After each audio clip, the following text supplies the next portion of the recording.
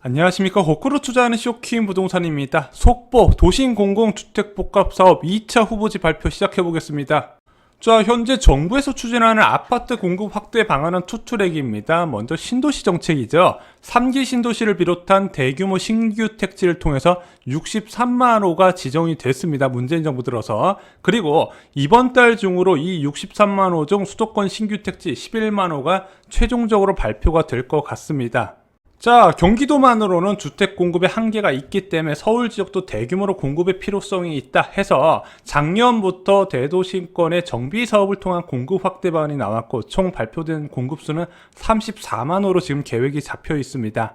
다시 서울 공급 확대 방안은 두 가지로 나눠져요. 작년 8월 4일날 발표됐었던 8.4 공급 대책, 여기서 공공재건축과 공공재개발 활성화로 7만 호 공급 계획이 발표가 됩니다. 여기서 공공재개발 후보지는 2만 5천 호가 발표되면서 더 이상 후보지 지정은 안 할 것 같아요. 앞으로 공급되는 방안은 2사 공급 대책을 통해서 나올 것 같습니다. 자, 2사 공급 대책은 24만 호의 공급 계획을 책임지고 있는데, 그중 도심 공공주택 복합사업이 지난달에 1차 선도사업 25,200호 규모로 지정을 했고요. 그리고 오늘 이 2차 도심복합 선도사업 후보지가 발표가 되었습니다.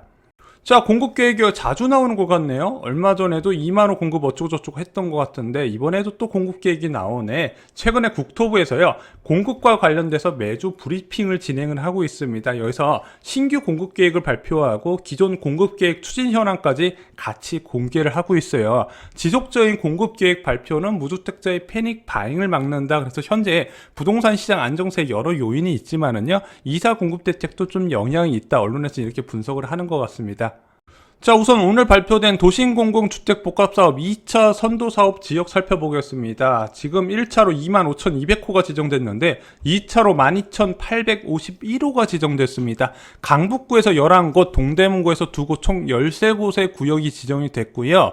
역세권 사업으로 6,700호, 그리고 저층 주거지 사업으로 6,200호가 공급 계획이 나왔습니다. 자, 이렇게 선정된 지역은요, 선도사업 후보지라고 해서, 자, 너네들이 동의 빨리빨리 해주면은 토지주한테 최고의 수익률 30%포인트 더 주겠다, 민간 개발 사업보다 더 주니까 빨리빨리 동의하고 우리 사업 추진하자, 이렇게 당근을 제시한 겁니다. 자, 사업 효과는 얼마나 있을까요?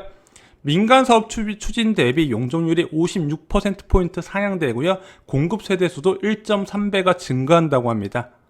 자, 우선 오늘 발표된 도심공공주택복합사업 2차 선도사업 지역 살펴볼게요. 총 8곳인데요. 자, 보시면은 미아역, 미아사거리역, 삼양사거리역, 수유역, 용두역, 청량리역 인근 이렇게 되어 있잖아요. 자, 이 지도 안에서 7곳이 선정됐습니다. 미아역과 수유역과 미아사거리역과 삼양사거리역에서 중점적으로서 이제 이번에 지정이 됐고요. 저층 주거지 지역은 5곳이 선정됐는데, 세대수 규모가 꽤 커요. 이제부터 하나하나 살펴보겠습니다. 자, 어디가 선정됐을까? 먼저 미아역 동측에 625호 공급 계획이 나왔고요. 미아역 서측에 472호, 그리고 미아사거리역 동측에 1082호, 그리고 미아사거리역 북측에 172호 공급 계획이 나왔습니다. 자, 또한 삼양사거리역 인근에서 341호, 수유역 남측 지역에서 510호, 그리고 수유역 남측 2지역에서 311호, 그리고 여기가 중요한 지역으로 표시되어 있죠. 용두역과 청량리역 인근에서 3200호 공급 계획이 나왔습니다. 특히 이 지역은요, 지금 강북의 대세라고 불리는 청량리역 초역세권 지역입니다.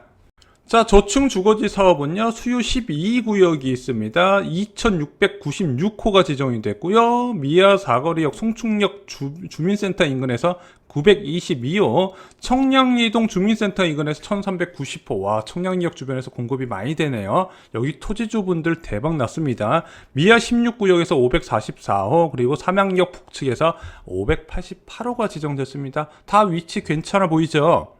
자, 이들 지역은 어떤 과정을 통해 선발됐나 보겠습니다. 먼저 강북구와 동대문구에서 제안한 23곳의 도심공공 복합사업 제한구역에 대해서 공공시행자와 지자체, 입지요건, 개발방향, 사업가능성 등 협의를 거쳐서 선정을 했대요. 그래서 23곳 중에서 13곳이 2차 선도사업 후보지로 선정이 된 거죠.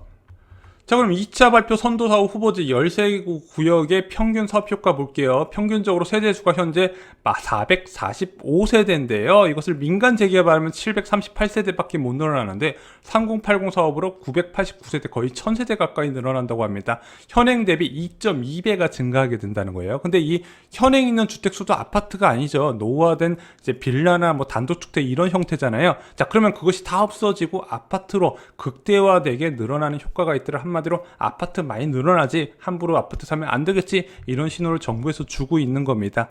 자, 이들 지역은 앞으로 어떤 절차를 밟게 될까요? 지금 도심 공공주택 복합사업 절차를 보시면요, 두 번째, 지구지정 제안 단계에 있습니다. 지자체에서 제안해서 국토부가 후보지에 넣은 거예요. 자, 후보지에 넣었기 때문에 토지 등 소유자의 10% 동의를 받아야 됩니다. 이렇게 동의를 받게 되면요, 예정지구 지정이 되는 거예요. 자, 그렇게 되면 본격적으로 재개발 추진되는 건가요?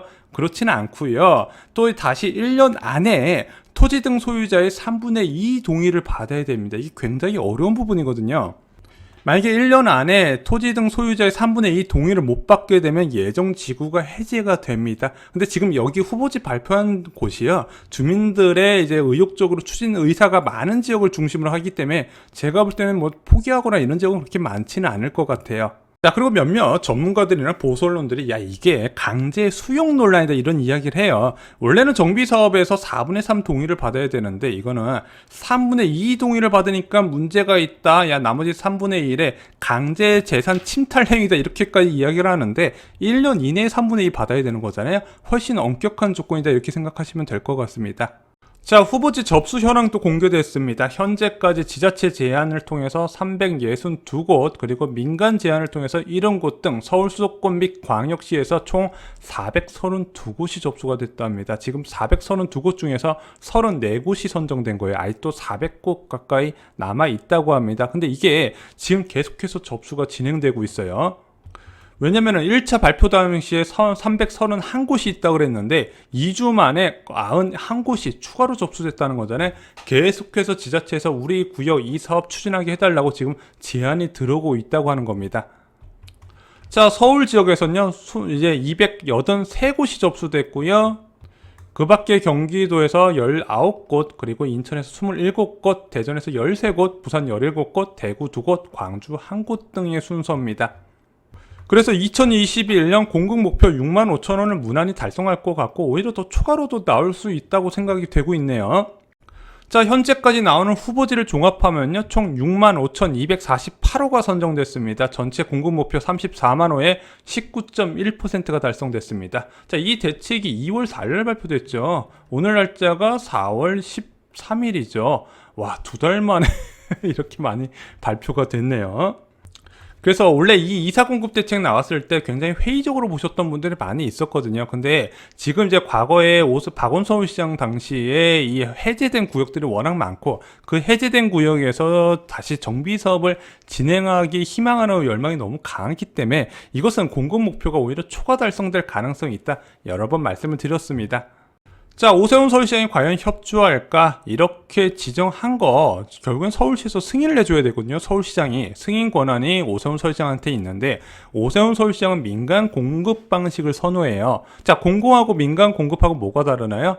자, 민간 공급 별거 아니에요. 그냥 지자체에서 선만 구워주고 야, 여기 안에 있는 조합원들이 알아서 으쌰으쌰해서 아파트 지으세요, 이렇게 권하는 게 민간 공급 방식이고요. 이제 공공주도의 공급 방식은 이렇게 선만 그은 거에서 조합 역할까지 LH가 대신하는 것, 또는 이렇게 선만 그은 거에서 조합 역할을 LH가 할 뿐만 아니라 사업의 최종 책임까지 LH나 SH가 가져가는 방식이 공공 방식입니다.